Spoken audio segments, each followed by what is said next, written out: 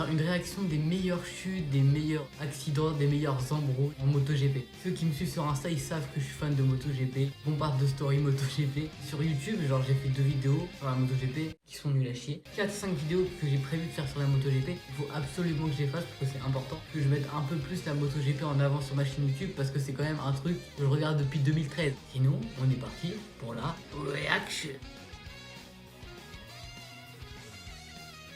Les deux frères Marquez. La chute de Marc Marquez. Ah oui, il a bloqué son frère. Le bâtard. Oh wesh. Attends, il y a vraiment genre un oiseau qui lui est rentré dedans et du coup il a fait tomber le pilote de derrière. Ouah, l'armée d'oiseaux.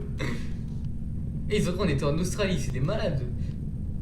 Et du coup l'autre il voyait que dalle, il a foncé dans l'autre suivant. Mais je crois en plus il est même pas tombé hein, le mec responsable du crash. Oh oui, la chute en moto 2 là. Oui, il s'est rattrapé et c'est un génie. Alex Marquez. Non, un génie. Il est trop chaud. Non bah il est trop chaud. Ah oui, parce qu'à chaque fois on le fait tomber, du coup il était énervé. Oh, il a donné un coup de pied. Oh, ça date de longtemps, ça c'était Bautista. Il essaie de le refaire démarrer et il tombe. Oh oui, la grosse chute là. Oh, de Pyro. C'est dommage que la MotoGP, il n'y a pas beaucoup d'ampleur par rapport à la Formule 1. Oh, Lorenzo, ça date. Oh. Il est tombé, je suis mort. Ah oui, Fenati et Nicolas Sajo. Ah oui, Fenati c'était un crack avant. C'était un énervé, un malade.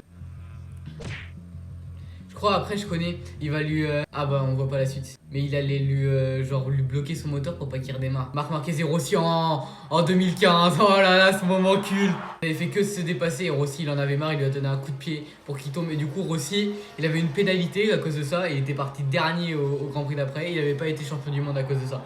2015 c'était une année de fou hein. Punaise.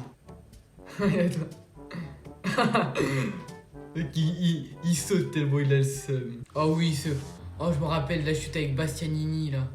Putain, ça c'était chaud. C'est quand Bastianini était en Moto 3. Alors que maintenant il est en MotoGP et il dead ça. Oh, c'est vrai. Canet il lui avait rentré dedans. Oh my god. Ah oui, c'était Marini en Moto 2.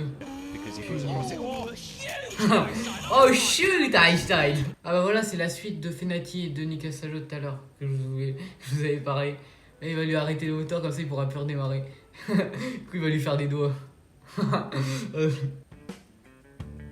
Miller quand il avait gagné une course. Il a perdu son drapeau. Oh ça date de longtemps. Il veut se casser la gueule. Ah comment il arrive pour lui casser la gueule. Oh Binder. Lorenzo qui pose son drapeau. Elle arrive pas. Lorenzo il y a longtemps il avait sauté dans une piscine. Il avait failli se noyer je crois. Mais oui avec la combi. Mais... Oh oui, oh j'en peux plus ce moment. En gros c'était les deux coéquipiers, Marini et Banaya. Je crois hein. Et ils avaient gagné la course, enfin ils avaient fait premier deuxième.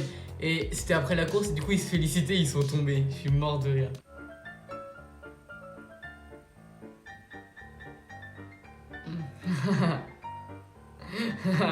Et qu'il applaudit, je suis mort. Bon en tout cas j'espère que cette vidéo vous aura plu, plein de trucs marrants en moto. Et voilà, si vous voulez ceux qui kiffent la moto, bah voilà. Et même ceux qui kiffent pas la moto, en vrai c'est marrant de voir des gens qui se cassent la gueule quand même. Ceux qui veulent que j'ai TikTok, parce que j'ai toujours pas TikTok, hein, j'ai jamais installé TikTok. Et bah 55 likes sous cette vidéo qui apparaît. Je me trompe toujours, mais je me trompe toujours de côté, je dis toujours la même chose là.